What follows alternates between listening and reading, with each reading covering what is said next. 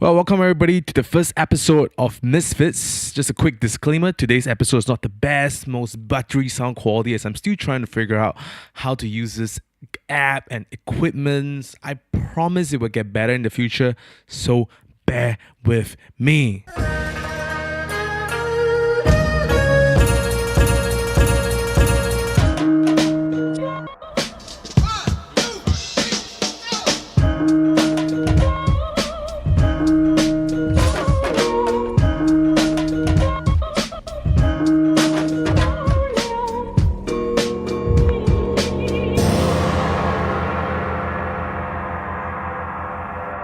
Welcome to Misfits. This is the podcast where I speak to the troublemakers, rebels, and mavericks. These people are the folks who see things differently, who have gone off the beaten path and found their pursuit, all living under one roof, Singapore. Today we have Dr. Loretta Chen, a media entrepreneur, writer, director, professor, and a consultant and trainer to the Kingdom of Bhutan. That's right, the Kingdom of Bhutan. Some of her headline theatre production include Victor Victoria, The Vagina Monologues, 251, The F Word, that premiered at the Edinburgh Theatre Festival. As a creative director, she helped campaigns for LVMH, Moet Hennessy, Louis Vuitton, Samsung, and more. In short, Loretta is a prolific woman who has much story and experience to share. I hope you enjoy the interview as much as I do. So without further ado. Perfect. Thank you. Thank you. Thank you so much for having me. I spent the last few days reading the book and devour it. Such an easy read with. A few days, most people read it in 3 hours. Oh, okay. Well, I'm not a really fast reader. So maybe let's just start with the book. Okay. So the book, Woman on Top, Yes. The Art of Smashing Stereotype and Breaking All the Rules. That's right. Yeah. Tell me why writing a book is not easy. I mean, you spend like a few months at least. At least. Well, okay, to be fair, okay, there are two questions there. So first, why the book? I don't know if you can see the cover of the book. Yes. But back then, who was making news was Miley Cyrus. So that's me with a take of like Miley Cyrus on a wrecking ball. Okay. That's kind of like how I've always lived my life. So it's me on a wrecking ball. Except I wasn't on a wrecking ball. I was on like a little rod with a little metal bar. So it's like. Was it really how was it shot? So I was on a rod with a metal bar. And so my designer put this little globe and this little wrecking ball, but it was a freaking painful wedgie, right? But Oh my God. So funny. yeah. Okay, why I wrote the book? I wrote it for girls, men. I wrote it for anybody that needed inspiration. I wrote it for anybody that has gone through rough times in their life and felt that they needed to know that life will be okay. Can you place us at a time when you wrote the book, where you are at, what you were doing? So I think 38. So it was about 2 years ago. So I was probably 37, 38. I had my epiphany about where I was headed at 36. Like I was in the Himalayan mountains. I spent a lot of time in the Himalayas because I consult for the government of Bhutan, specifically the government investment arm of Bhutan, which is like the Temasek Holdings equivalent. It's called Druk Holdings and Investments. And so I go there like 2-3 times a year. And on one of my trips up to the Himalayas on my own, I suddenly realized that we're so small. I was so humbled by the Himalayas, and I was completely at peace with myself, recognizing that I'm completely alone on the mountain. You're alone. Yes, of course, I go alone. Okay. All right. No guide. There's a guide, but then they normally give you space, and they would take you there, and then they sort of scoot off, right, and give you your space. And I spent so much time there. So one thing is that I begin to you be so comfortable in your own skin, and I think that the irony is that the minute you realize you're completely able to be completely by yourself is when I realized I was ready to be with someone else. And so when I wrote the book, I was 36, and I thought that the next chapter of my life was to actually get married and be with someone else, which at that point in time I hadn't met yet. Oh, okay. But I saw it in my future, and then I met him when I was 39. Because I knew I was going to get married by the time I was 40. Right. But to put it in context with what you just said, I decided there and then that I was at a place in my life where I was completely happy and very blissful, and I wanted to reflect back on my life when I was in my 20s, where I went through something really difficult, where I witnessed 2 suicides, the suicide of my girlfriend then, my first love, and she committed suicide. Yeah, so, but I knew that when I was 24, when that happened to me, I told myself that one day when I got better, I wanted to be able to share what I'd gone through, the depression, the anxiety, the pain, the grief, the mourning, and how you get over something so devastating and how you draw strength from that. Yeah. Because I feel like when you go through a crisis, you can either crash and burn and become very cynical about life and love and everything we have a else. few examples of people who are like that. Right? Or you rise like a phoenix and you want to make every adversity in your life be worth something for someone else. And that was something that I told myself I will do when I was going through my crisis. I said, if I got through this, I'm going to be able to share whatever I've gone through, those life lessons I've learned with people. And at 36, I felt it was the right time. And at 24, I thought that was the only big thing I would go through. But by the time I was 36, there was like a lot other stuff that I went through as well, which I put in the book. Yeah. It wasn't about the other people. It was about what I took away from that and how I drew strength from that and how this would make me go through the rest of my life so much more stronger. And that really is why I wrote the book. Yeah, I mean, you...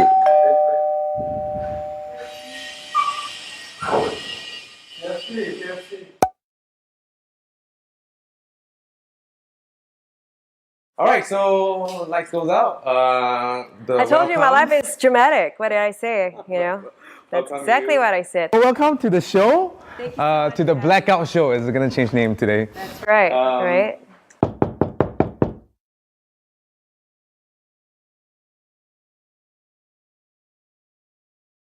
And I really wanted to write that because I remember when I was 24 and so depressed, I had gone through my girlfriend then had committed suicide, and then, I had witnessed 2 suicides back to back. Yes. You got to buy the book to know more. Yes, please. You know what? I actually been to Davis in Sacramento. Oh, that's so funny. And I lived there for a while. That's hilarious. So I was like, whoa, I actually been You there. actually been there, Yeah. yes. At 24, when that happened to me, I thought that, okay, I wanted to put that down. And when I was looking for a book to read, there were no books. There were either books written by North American people, there were books written by people of other cultures, and largely not Asian women living in Asia. There were Asian American women, but they're not Asian women. And not to say that then I didn't take any value from it, but it was rather different. I mean, our societal contexts were different, our social norms were different, because then I was dating women who committed suicide. How I was regarded in Singapore would be really different from how I was regarded in the US. For sure. And all this was stuff that I knew that I wanted to be able to put down for somebody who ever felt marginalized. It didn't matter if you didn't date a woman, that wasn't a point, but for anybody that's ever felt marginalized at any point in their lives and felt out of place, they didn't really fit into society, there wasn't really any book to read. Because I feel like in Asia, people like to talk about, I'm so this and I'm so this and I'm so powerful and I'm so rich, right? But you don't get any lessons out of those things, right? I mean, you do learn that, okay, you got to, a person that I spoke to, her name is Jenny Chua, who used to run the Raffles Hotel. I love that woman. She's kind of like my mummy. But she always said, once you've made it, you'll always have a rags to riches story. And that's very sexy when you look back, right? And a lot of these people like to tell the rags to riches story, but it's never from, it's not to say it's not important, but it's never from some serious dilemma that they face. I mean, it's always like, okay, I was very poor, then I worked my way up. It's very much financially driven. Not to say that's not important. I think it's very important as well for us to have those lessons. But for Asians, we won't talk about the fact that, we had a suicide in my family, or had a homosexual son, or I struggled to hide my cross-dressing habit. Like, Asian people, we don't like to talk about these taboos because we feel like we'll be judged. And that's exactly what I wanted to give confidence to people who've ever felt that I don't dare to be who I am. I don't have the confidence to say what is it that I really want or what I really think. There wasn't a book like that out there. And I wanted to write that for anybody that's ever felt that way. And I realized a lot of people that felt that way. I bet, sure. I mean, right now, of course, we have things like the Pink Dot, Right. who is like tremendous. That's right. in You have terms of, social like- media, because back in the day, I didn't have social media. Yes. So books were my only way out. And I didn't have any book to read. And the book itself is also structured in such a way that it's not like chronological. That's right. It's meant to be for people who are ADD like you, You can pull out any Pages. chapter, and you can pull out any chapter. I didn't need it to be linear. I wanted it to be like a rhizome. You can pretty much read chapter 5 and 6, and then 12 and 3, and rip out chapter 5 if you didn't like it. I actually even told my publisher. I said, "Hey, for the chapters that were very controversial, do you want to put perforation so people could just rip it out and toss it, right? Or the censors could rip it out and toss it." I don't think they would. Yeah, but Those are the best chapters. yes, but I got censored, so I think 2 chapters were taken out. Oh, right, because I only know that 1 chapter was taken out. I think 2 chapters, because one chapter was when I actually worked with one of your mega churches in town. That was swiftly taken out.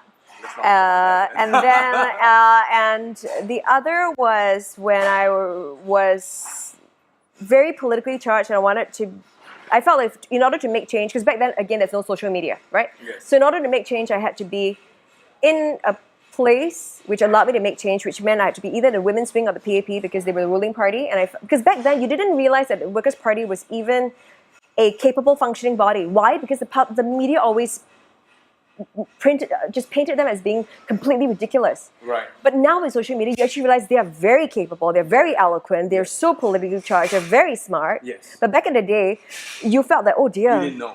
you had no access to all that. Right.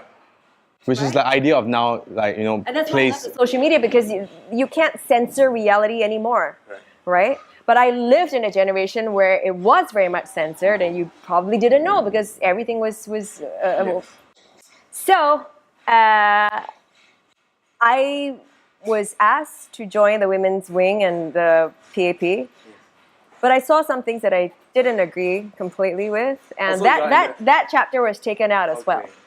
So you're at the PAP and in the women's wing because you And were. I was nominated as the first ever arts NMP, right? But because of who I was and how open I was about repealing 377A, I don't think I fit their image of what an NMP should be.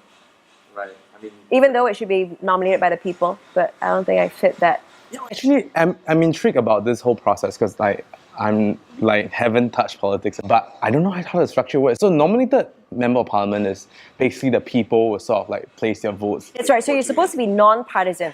So because I was then nominated by people to be the first ever nominated NMP, I removed myself from the PAP because you have to be non-partisan. Non-partisan. Yeah.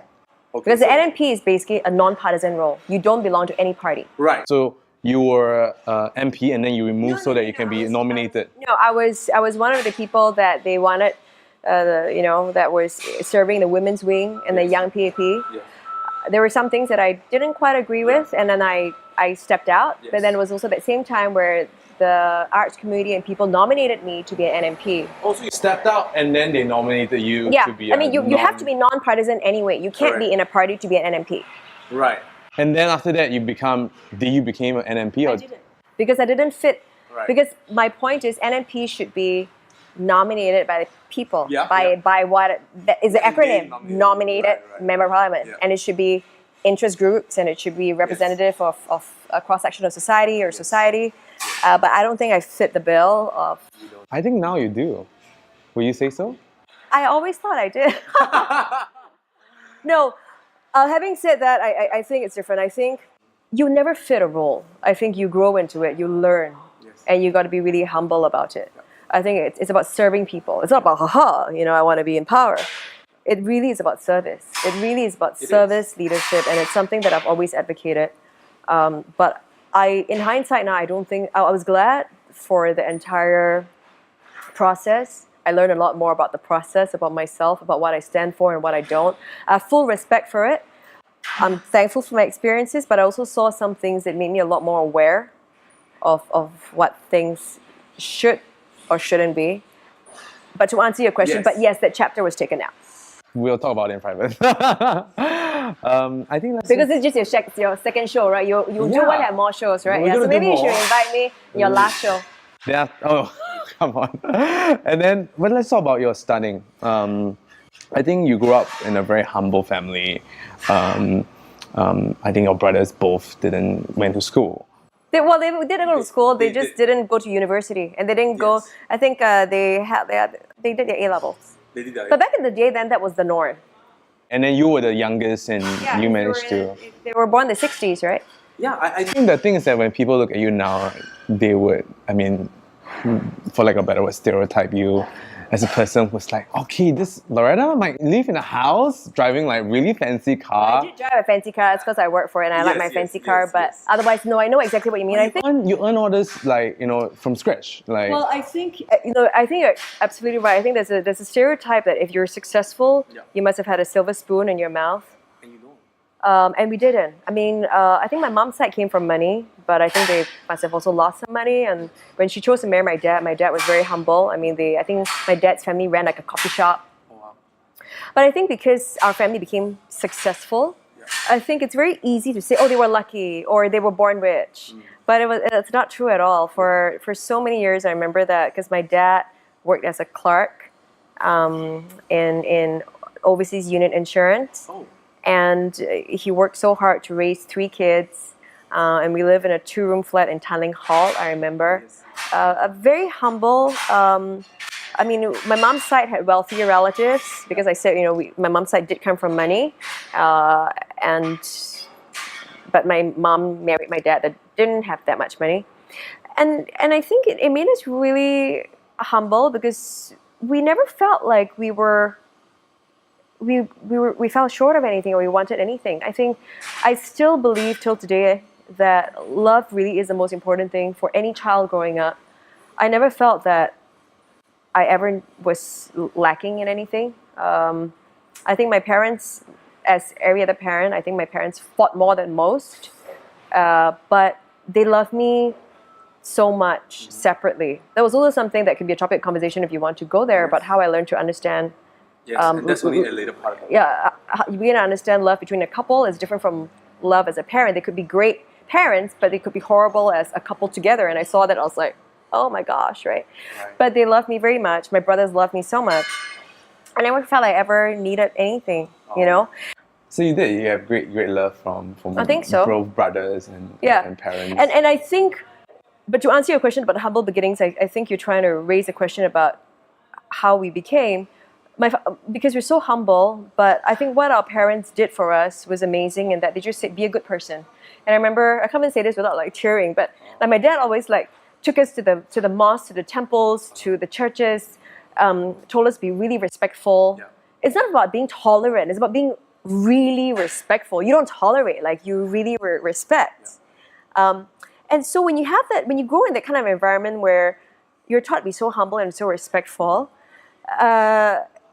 and my mom and dad never pressured us like, must go and be doctor, must go and be engineer, must go and make a lot of money. Then, there was none of that. It was just to be a good person. Yeah, no, but I mean, also your parents, like you say about my parents, that they are quite supportive and open. I mean, I think my parents say the same thing too. As long you're not like doing bad things. Yes, correct. The 4 things, right? Apparently, and then they're happy with like what you do. But it turns out like I became a beatboxer. Your mom like, oh, beatboxer, great. But so like, how did your brothers both went to A levels and you did too? And how did that translate into like, why did you choose to further my studies? Yeah, instead of like following what your brothers. I think we need to understand also the cultural context.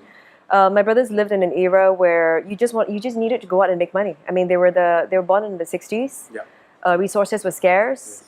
All you really wanted to do was go out there, graduate, make money.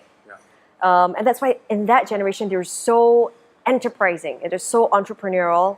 They started really young. They went through the school of hard knocks. They're very streetwise. You develop really high EQ because you're not like stuck behind social media or looking at your cell phone or looking at Facebook all day. You had to go out and like make deals with people, talk to people, then and like get your head banged up and your head kind of bruised and your ego bruised. But that was the generation they lived in because they're in their 50s now. They're probably your parents' age. That's true. See? But that's my brothers. Yes. Right? You were like, how old apart are you? I'm 40 now, so I probably like a 4. No, your math is like quite jalat, right? I mean, like so it's like they're early 50s and late 40s, okay, but that's at least still 10 years. So it's My older brother is 14 years older than me, and my second brother is 11 years older than me. So it's over a decade, right? Yeah, So yeah. you do see a huge cultural shift. So by the Yes. time it was me, it was almost the norm to get a university education. That's true. So A, it was a norm. B, I realized I really enjoyed studying. I really did. You're very good at it. And I was very good at it. I was one of those kids that I swear to God, okay, like all my friends in CHIJ, they all thought that I was Bit of that fun. kind of, no, yeah, because I play like mad. Right. And then, then when you do one exams, they're like, walao, like, you must be some magatot, you know what I mean? Like behind the back. But I really wasn't. I was just very playful. Right. So you're the one people hate.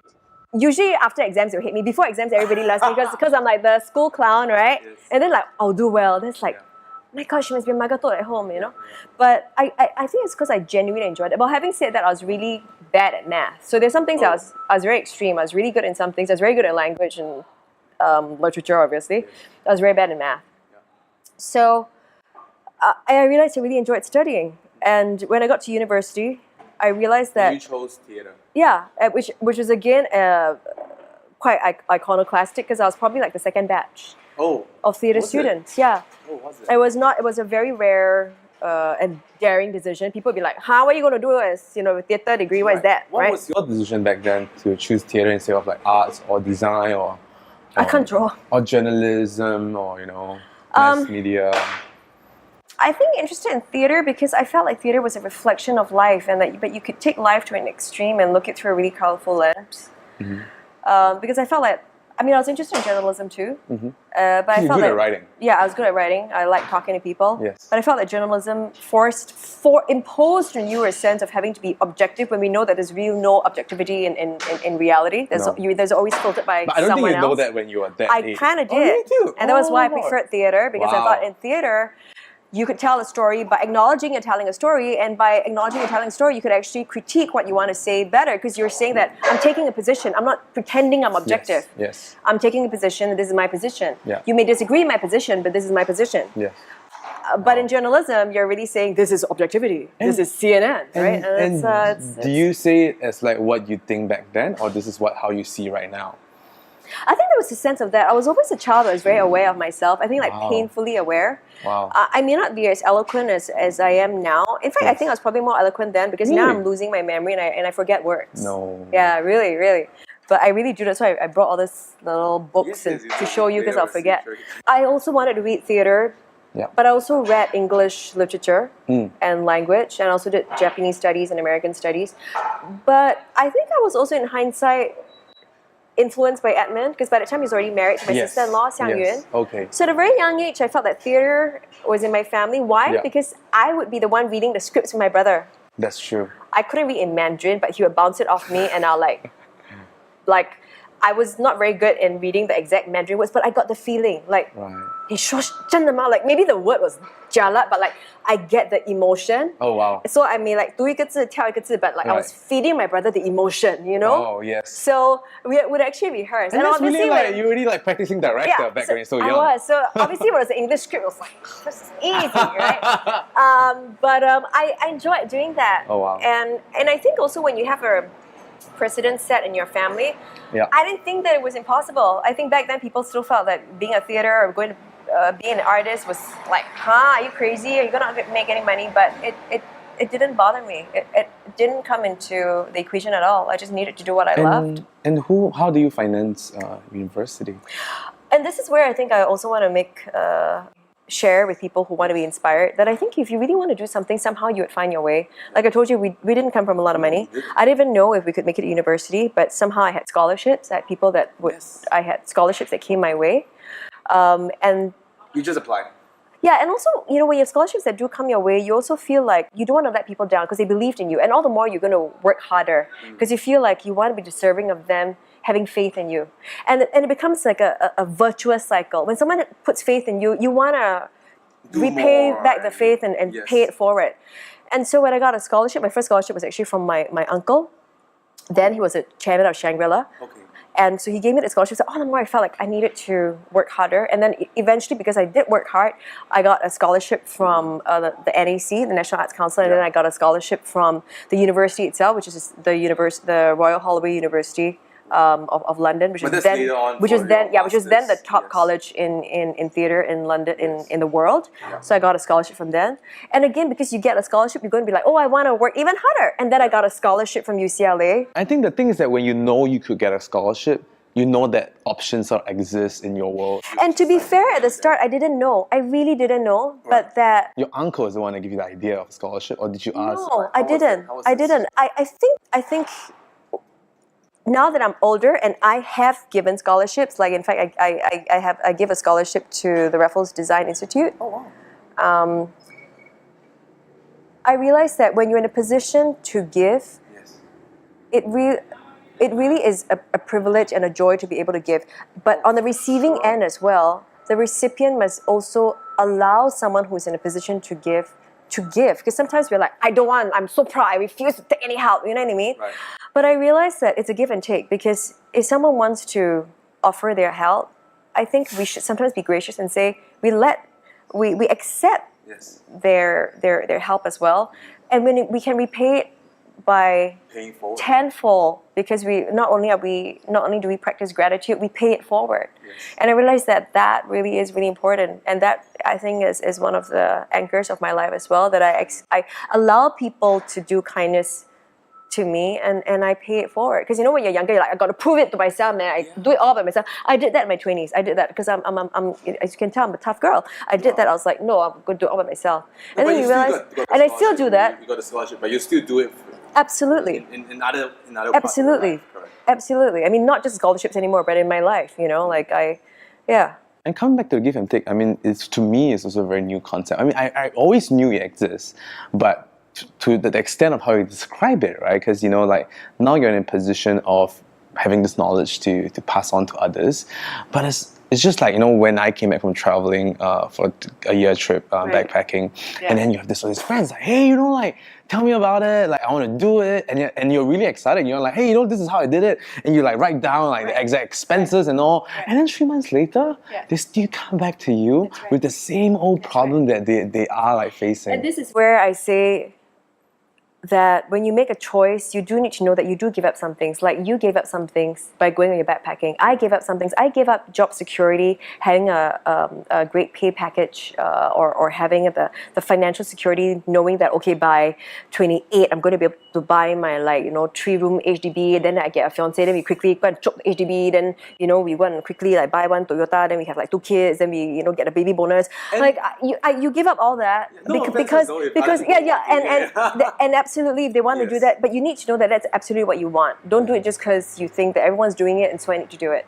For me, I never saw it as a sacrifice, because I wouldn't want it any other way. I was fiercely independent. I wanted my independence so much more than anything else in the world. I didn't want to be beholden to anybody or anything. And so I knew that I had to be an entrepreneur. I knew that I could only work for myself, because I couldn't go to work every day from 9 to 5. I think I'm killing all my future employment here. But I figured that I really want to be an entrepreneur, because that way I could maintain my independence. Yes. And coming back to the give and take, So I mean, I've always been an entrepreneur. I just want to get your advice on this also, like, how do you choose when to give? I think more the question of, so now I'm fine in taking, right? But the question is how do you actually choose who and when you should give, and in terms of advice, in terms of maybe time or money or emotion. I think it's all different. I think I'm one of those people that people just gravitate to, and they will just pour their whole life stories to me. So I do find myself being a life coach, a personal coach to so many people. In a way, I feel like that's probably one of the reasons why I never felt an intense need to have children, because I feel like so many people are my kids, you know. And I've also been a professor, so I have so many younger students. Like a lot of your crew are. A lot of them are they're a lot of them are my mentees. And I think when people ask, I will share. And some don't look like they're open, but then if you do approach them and they give you signs like they're open, and then I will talk to them. Not preachy, not evangelizing, but to share. For some, that I give scholarships because I think that the school will have some system of rigor to know how to filter and choose, because they would regulate. hopefully be able to, track the students' progress. Right. And because I've been a recipient, I feel I do need to give back, right? But in terms of help, I help all the time, unconditionally. And it's really strange because it comes back in like karma is really a boomerang. Like, you will not see how your kindness today may not manifest in 2 hours or 2 years, but it could be like 5 years later or 20 years later. I mean, I've been, okay, so like just say today alone, Yeah. right? Let's just give today as an example. Yeah. I am supposed to be in Bhutan on Sunday. Yes. But I didn't get my visa because the Bhutanese are so chummy with me. They took too long to process my visa, and then it didn't get processed. Right? They're like, oh, the Bhutanese is coming, so why bother? Yeah, and then I was like, I have no visa. And I could always call a favor. I just call someone from the immigration. I don't know if this is considered corruption or whatever, or nepotism, but it's not in our country. So they helped me to work my visa out. Right? And then another scenario, because now I can't get a flight because I've missed. Okay, so then I'm supposed to fly, Sunday. but then I can't fly because I don't have my passport. Yes. Because the U.S. immigration had messed up my passport, Correct. so now I'm late in getting my passport, Yes. and I now need to change my flight because I will miss my flight. Yes. And because I've been friends with the airline owner and I've supported him in his work, he said, I'm going to change it for you, I'm going to find it for you. And it turns out that it was my nephew, so we managed to swap our flights. But that's not the point. And because my whole schedule is now messed up, I actually literally just got a text from him to say that he's going to pay for my accommodation to just make my whole trip smoother. Like, he literally just texted me, like, your whole journey, like, you're going to stay in this hotel, we're going to put you up, the whole expense is on us.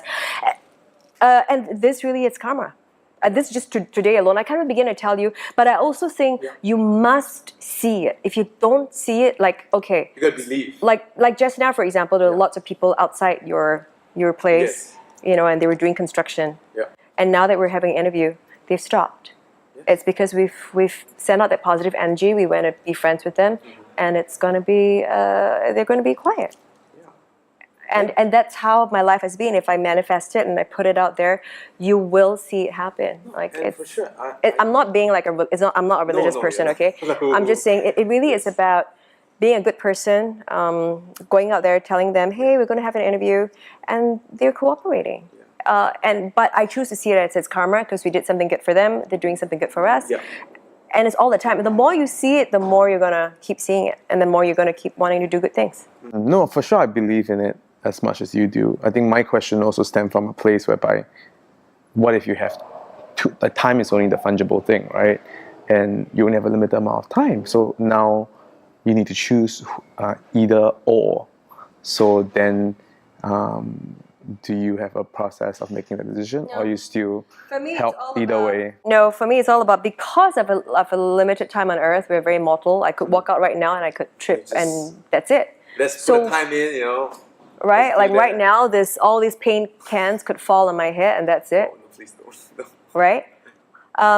And I think when you have that sort of embrace of mortality, you recognize that you have very limited time here on Earth. So why make these difficult choices? When do I want to be good? So just be good all the time. Are there people that have taken advantage of me? Yes. As I've written in my book, I've been cheated of $1.2 million. Yes. But do I learn from that? Yes, I do. Do I also get a lot of kindness from people who in turn believe in me? Yes, I do.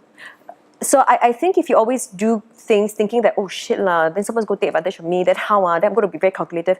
I think I'm not here to preach. I think everybody has their own philosophy. I think that being calculated and is also a way of living.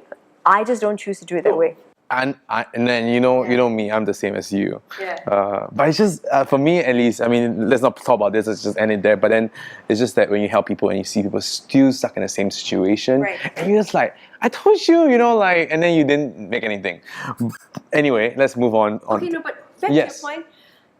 I think that the whole point is, when the student is ready, the teacher will come. So there's some friends who are just asking you, but they're just asking for the sake of asking you, but they're not really putting the effort. So. Right. and eventually they'll have to realize that, okay, because you could go and backpack, you gave up some job security, you gave up X number of months of your life where you could, be potentially working and getting more money. There'll always be people who say, oh, but you're lucky, you're lucky, I think you're you lucky. put it in a very wise way of saying, because for me, I would be like, you can do it, just quit your job and do this, this, and this is the action steps to do it. Right. But you sort of see it as a like, There's an look, opportunity to us. this is the opportunity to us. Like, Yeah. do you want to give that up? Yeah, I think that's more. And it's very fundamental in living a very blissful life is that you take responsibility for all your actions. If I did this today, I choose to have this interview with you. I'm potentially giving up some time with my family, but I feel like it's something I want to do for you, right? But if, for example, if I feel like, no, today was really important, my mom is unwell, for example, I will say, hey, Brian, I'm sorry, I would love to be featured on your show and to be the next internet superstar, but I can't because my mother is ill. And it's happened to me before. I've had to give up opportunities. I was cast as Hedda Gabler in Shakespeare's Hedda Gabler, and it was Shakespeare's Hedda Gabler, but it was by Shakespeare, a director from the Royal Shakespeare, from the Globe. Right? She was, this is like over 20 years ago, so my memory's fuzzy. But I remember this director came from the Globe, and she was the director of Hedda Gabler, and I was chosen to be Hedda Gabler, and I had to give it up because I remember my professor talking to me and saying, do you want your PhD or do you want to be Hedda Gabler? We're giving you a $250,000 scholarship. And people are backing you up. That's right. And at that point in time, much as, I want to be Hedda Gabler, but then I could be like in the Globe, I'll be so famous. Yeah, right? No, by this time I was in UCLA. Also, you really got the. I already got my scholarship, Okay. right?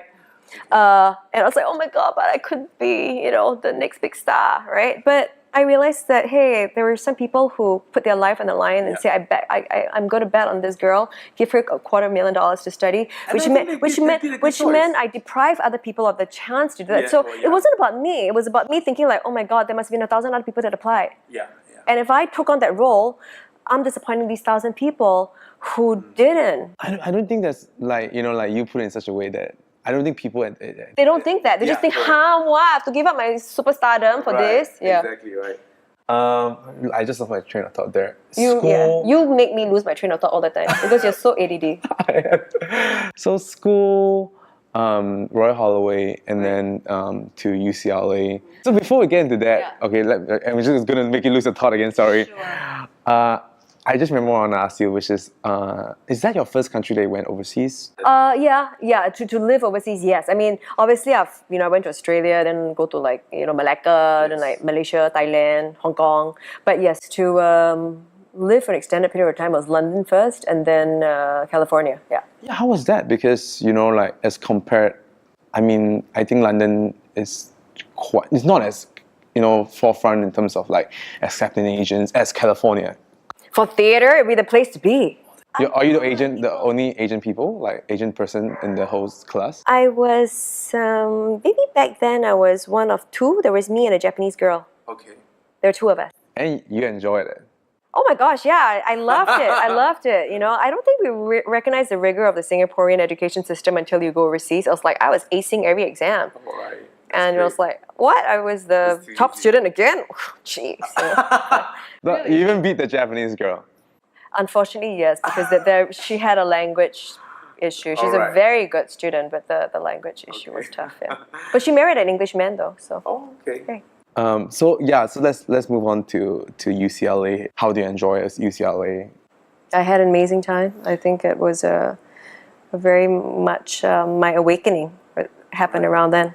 And this is a perfect segue to the juice of it that we're talking about. Yeah. Do you found your love? Yeah, my first love, I was 24, and I fell in love with this woman that I met in Davis. Yes. And we dated, but she was seeing someone else then. So, one of those things.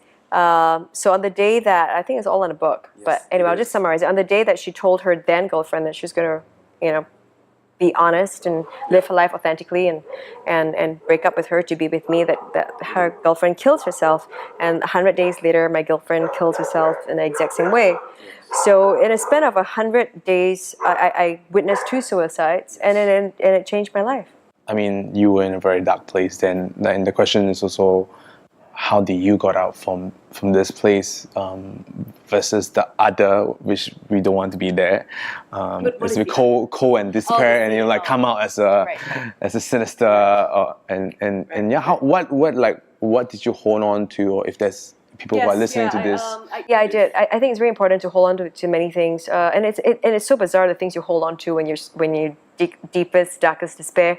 One of the thoughts that came to mind was my niece. She was just born, and actually I wrote about it too in the book. She was just born that very year. Yeah. And I remember thinking, and I was reading books, and that's the other thing that kept me sane. I read a lot of books. Remember, we had no Facebook and social media, so you read, right? So I read a lot of books, and I realized that when there is a suicide in the family, you leave a legacy in the family. And once there's that legacy, it's almost like a psychological imprint in your family. So people will think that, oh, okay, if my aunt committed suicide, I would take the same route. And then, and I didn't want to leave that legacy because she was just born that year. Yes. And I remember thinking to myself, again, it's that other first concept that I didn't want this child to grow up thinking she had an aunt that committed suicide and have her think that it's going to be a viable way out. I have, it's one of the hardest things to do. I think it's to take your own life, you have to be in a really, really dark space and to make such a swift and decisive decision. I don't want my niece to ever think that I did it in a rash spur of the moment, and so at that moment when she was ever feeling down, that she would just jump into that moment and just make that decision. Yes. Because I wanted to prove to her that life really is worth living for, and I think I did. We're so close now. She read the book. Now she's 16. And I think I tell a lot of people that when you go through something so deep and dark, whether it's a suicide or any kind of loss, a loss in a family, a breakup, a divorce, a parent dies, you're in a very dark place, but then you need to trust that it really gets better. Does it take a lot of effort? It takes a lot of effort. It takes a lot more effort to be positive than to be negative, because you just want to wallow and wallow in your pain. But you do need to give your space to do that as well and mourn. But you also do need to realize that you must put that effort to get out of that space. And I did many things. I read a lot of books, which gave me a lot more perspective that, hey, I'm not the only one, right? The people that go through worse things. I had a presence of mind to check myself in a hospital, which is also what I wrote about, because again, Asian people never go into a hospital for mental disease or depression. It's such a taboo. And I wanted to write about it, right? Because then I had a student that was depressed and he wanted to go and to seek help, but his parents refused to allow him. His teachers refused to allow him because they felt that they would be shaming him and the community and the family. But he needed help. I think if we just saw depression as it's like having cancer of the mind, you need to heal your mind, because when you have cancer, everyone's very sympathetic. But when you have depression, people almost feel like, oh, you're a loser. Okay, you just buck up, like, come on, step out of it. Right. But it's not, but I'm talking about clinical depression. I'm not just talking about, oh, today I feel fat. Not that kind of depression. I mean, that's not really depression. But to read a lot. I read a lot, and I checked myself in a hospital because I felt that I needed professional help. Correct. And it was always, I think, was one of the sanest things I did. So clearly, I was still on the right track. I did very sane things. I took medication just to get me to sleep, and because I needed to rest. Yeah. And I had really good doctors that literally told me, Loretta, you will be fine. And I always asked them, how do you know I'll be fine? And they said, you will be. And I wanted so hard to believe them then, but I couldn't, right? Yes. But I said that, okay, I want to. And I told myself I want to believe them. Yeah. Because you can't change what you feel, but you can change what you think. You feel depressed, but you can think, okay, I know I'm depressed, but I want to feel, I want to be positive about it, right? And then the other thing that I did too was I talked to a lot of people around me, and there were a lot of people that were going through a lot same. worse Oh. times than me. I mean, there was a People girl. in the There was a girl that was raped by her parent. There was a lady that was clinically bipolar and schizophrenic. And I realized that a lot more people that were going through really tough circumstances and they had clinical issues. But I just went through a difficult time, and I have every responsibility to get better because a lot of them don't have the chance to get better. I had the same situation happen, not to me, but to someone else that I deeply love.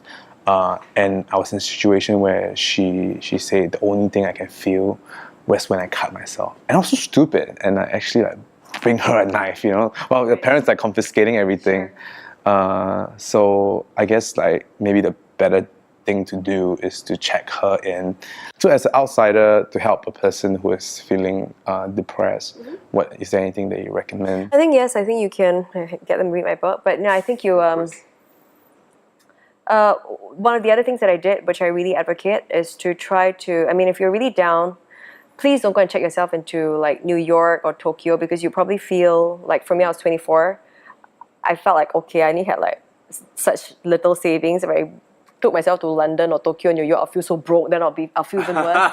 So it's really a financial concern. But you know, I went to Cambodia and Vietnam, and one of the things that I always remember was that I volunteered in a sex traffic workers camp with small children that were trafficked, and they're from Cambodia. And I remember, asking them, and I went on my own, right? And I remember asking these kids, they're between 8 to 15 years old, they're all sex traffic workers, and I asked them, hey, what do you want to be when you grow up? And they say, oh, I want to be a doctor, I want to be a lawyer, I'll be a teacher, I'll be a nurse. And I'll say, oh, why do you want to do that? And the kids will say, oh, because we want to help other people. And that really, I always say this story because it really humbled me and it put me in my place, because here I was at 24 thinking my world had come crashing down. I'm searching the world, to salvage my soul. And here are these kids. They will never have the opportunity to even travel out of Cambodia. They've already been raped, and this is the life that they're so living, and they want to help other people. And it made me feel like if they can feel that way, I have an even greater responsibility to make the right choices, because happiness and freedom, we like to think that it's a right, but it really is a luxury. A lot of them will never be born in a circumstance where they ever have the right to choose. They just don't. For every Malala there is in the world, there's so many other women or small boys or men and women, people that never have the luxury of choice. And so if we have the luxury of choice, I think we have the responsibility to choose wisely, not just for ourselves, but for the people in the world that don't have the luxury of choice to ever be able to be in a position where they can choose. After studying in UCLA, you moved, so you went to Cambodia, Vietnam to help the girls, and then you came back to teach in SP. You come back to SP. Remind me what happened. Yes, you were a great teacher. Everybody loved you, and then someone came called Mike in the story, and he sexually harassed you, big time. Yes. And you, on top of that, you have this director, Yes.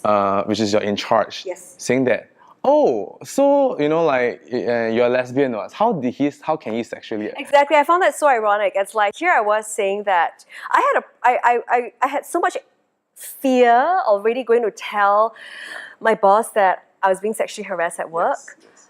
I think I understand how a lot of women or men who've been sexually harassed, I mean, it takes a lot of courage to walk up to say, I'm being sexually harassed. Yes. And instead of commiserating with me, she made me into a victim twice by saying that, A, how could he possibly sexually harass you when you are a lesbian? And it was really shocking in an educational institution. Like, actually, if you want to be very logical, lesbians need even more protection because we have no men around us, right? Yes. So I found it appalling that this was our educators in Singapore. I couldn't continue. And you call it quits right after. I didn't believe in it anymore. I mean, there were a lot more things, obviously. I wasn't that impetuous, but that was one of the core of it. The fact that we had educators that were making such misinformed judgments. Yeah, and would I say, like, after the SP incident, when you quit, and was that zebra crossing already, or that was like when you were doing No, productions? that was when I was 33. So by that time, after I left, I realized that what I really enjoyed was creating. And so my second brother actually runs a creative agency, Yes. and he's had it for about 25 years. And at his peak, we had like about 70 staff. So I was running about like 70 staff, and we had 3 offices in Singapore and Hong Kong and in Thailand. So I was helping him with the business as a creative director. I was directing like campaigns for like Samsung, for Nikon, for Adidas. But I was also, as like, you steal from Peter to pay Paul. It's like I was doing all these fancy campaigns that paid me good money, and then I would go and run off to do theatre. Right, Peter so the and Paul. theater was like my passion, my vice. So I was taking from like my below the line marketing, advertising jobs to go Yes. finance my theater career. In itself, I mean, like back then was still not like independent, like financially independent. Yeah, like it wasn't. I mean, I could tell you really honestly, the first project that I did as a theater actor, guess how much I got? 3 months rehearsal for 2-week shows. $80. Okay, so I got For 3 $80. months. Yeah. So that was just like in 1998. So that was really like the rates we're looking at. Then like maybe you then maybe you graduate to getting $250 and then $500. Right. Right, and it still really wasn't enough to sustain you. Yeah. It took me a while to get to a point where I got like a 4-figure paycheck, $1,000. Right. Right. So it really took a while, to I think where we are today. I think it's great that actors now could actually make a living out of acting. Yes. They still probably have to sideline and do other jobs, but back then it was definitely a lot tougher. and you went from acting to directing and creating your own shows, which And is the reason great. why I went from acting to directing was a very simple fact that I had really bad knees. I tore my knee by the time I was 24. I was diagnosed with osteoarthritis by the time I was 24. So as a result, I knew that I couldn't rely on my body. As an actor, you had to be in full control of your body, and I knew that my knees were deteriorating. Like now, I've already had 7 surgeries to my knees. So I knew that I needed to find an alternative, and I realized I really enjoyed directing because it was like being a teacher, because you mentored all these people, all the actors, all the designers, all the crew. They were like all my family. I like playing like Mama Hen, It allowed me to be creative. You could create an alternate universe, and it was watching like an entire corporate culture being formed overnight because you're the CEO, which was the director, and then you had your different departments. You had your costume designers, your actors, you had your production people, your sound people.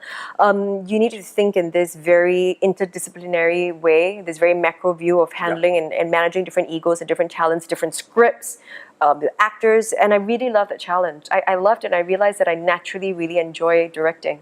Yes, and in fact, you not did some directing this now. really, really good shows, and 251, very, very controversial. I'm not sure at that point in time. It was very still is, right? controversial. Yeah, I mean, it was. And you went on to even more crazier stuff, vagina monologues. Yes. Even when I say it out, I feel You controversial. feel good. Yeah. You blush. But I have a funny story about that.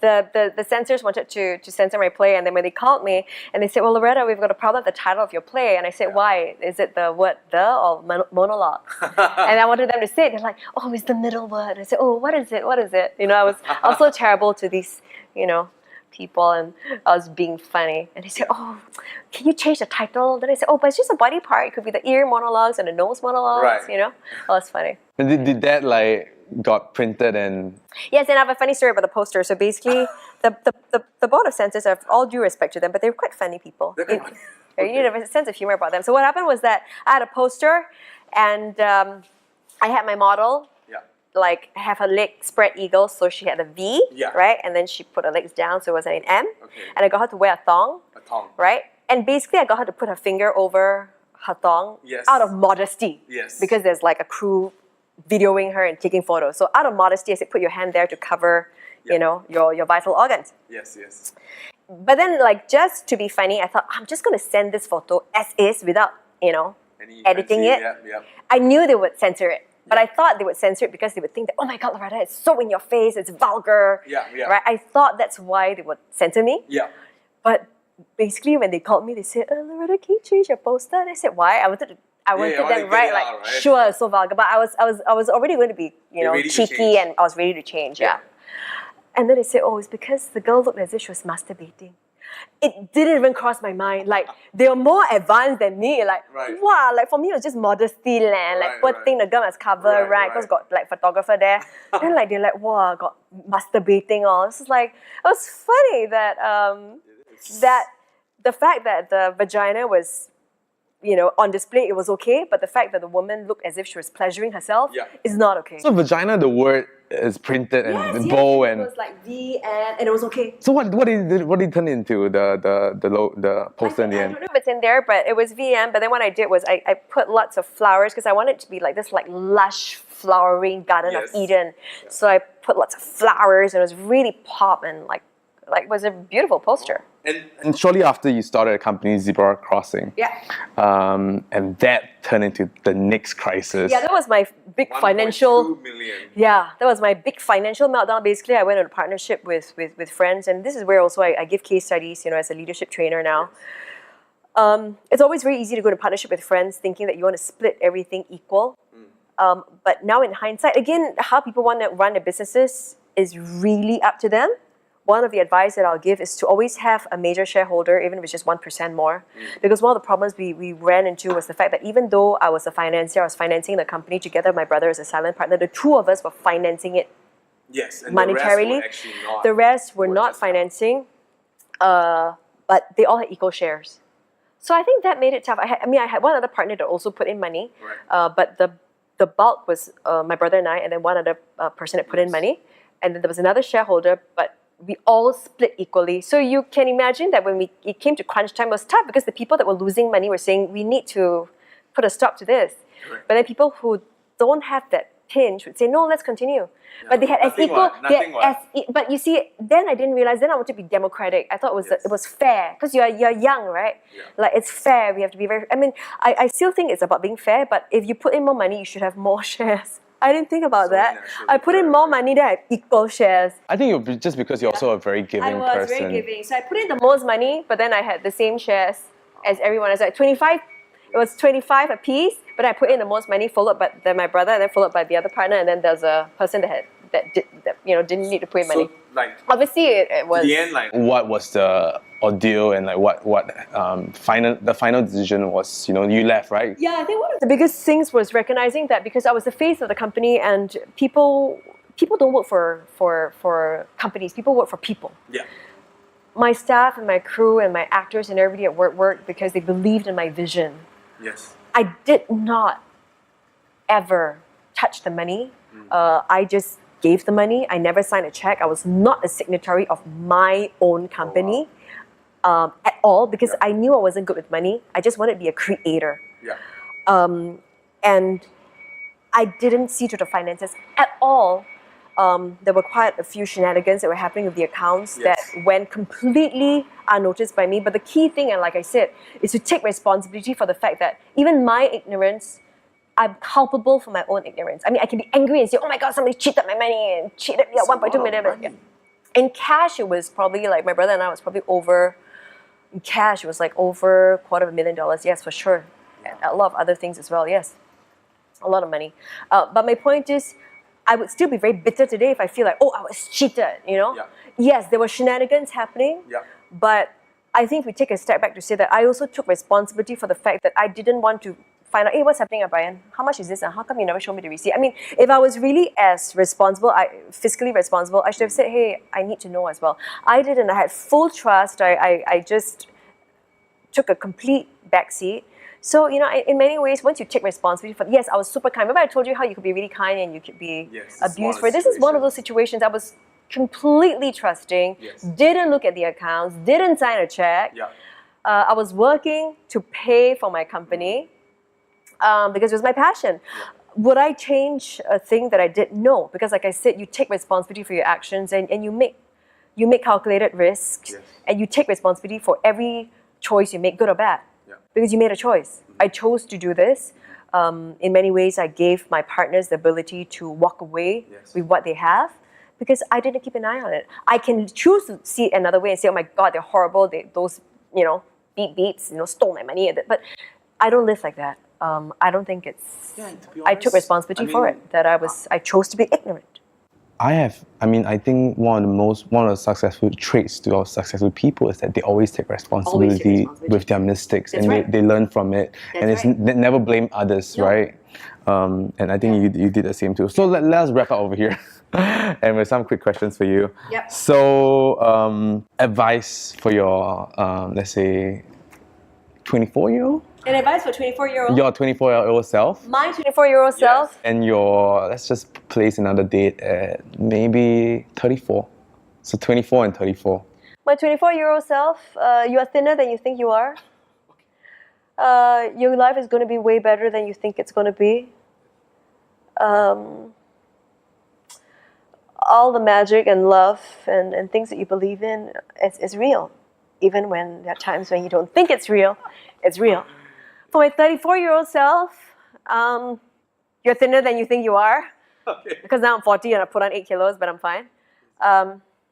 You may think that you want the whole world to love you, but you begin to realize that there are other things that are more important, like your family, your health, and that it's not important to have the world to love you, but it's important for you to love yourself and just always be loving.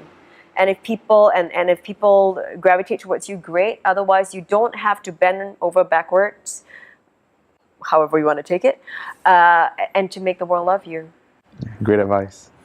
Habits and routines that you find important? Every morning I actually wake up 2 hours before my first appointment of the day. So if let's say you're going to meet me at 5 a.m., I have to be up at 3 a.m. Okay. If you met me at 3 a.m., I have to be up at 1 a.m. Because I feel like that those 2 hours to myself is me time. Because the minute I'm out and about in the world, you're giving energy. I'm responding to you. You ask me a question, I'm responding to you, responding to the crew, I'm responding to people, I'm responding to stimuli around me. So 2 hours to myself is like my meditation time, my me time. The first thing I do when I wake up is I read a positive book. I don't want to read like bad news, someone killing somebody or somebody stealing from somebody.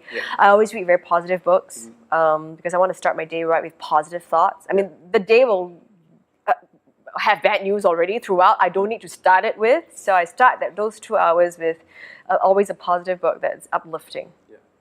And I have my coffee, and then I have to go to the bathroom. If you have a bus poster anywhere, what's it gonna say? If it's a bus poster or MRT poster or whatever, I will say there isn't a way to happiness, but happiness is the way. Yeah. There isn't a way to happiness, but happiness is the way. Yeah, that's right. It's almost like the journey is the journey.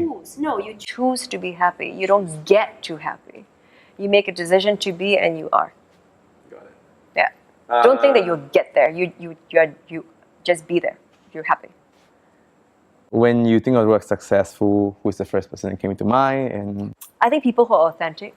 I think people who define their life in their way and who exactly as they want it. There's so much courage that it's needed to be authentic. There's so many authentic people that I've met, and some of them are not known people, but they live authentically. They can live simply, but they live authentically. Like my husband is the most authentic person I know. yes, My parents, my siblings. I think people who dare to live authentically to themselves. Because there are people that I know out to the world who are very successful, but they can't even be truthful to themselves.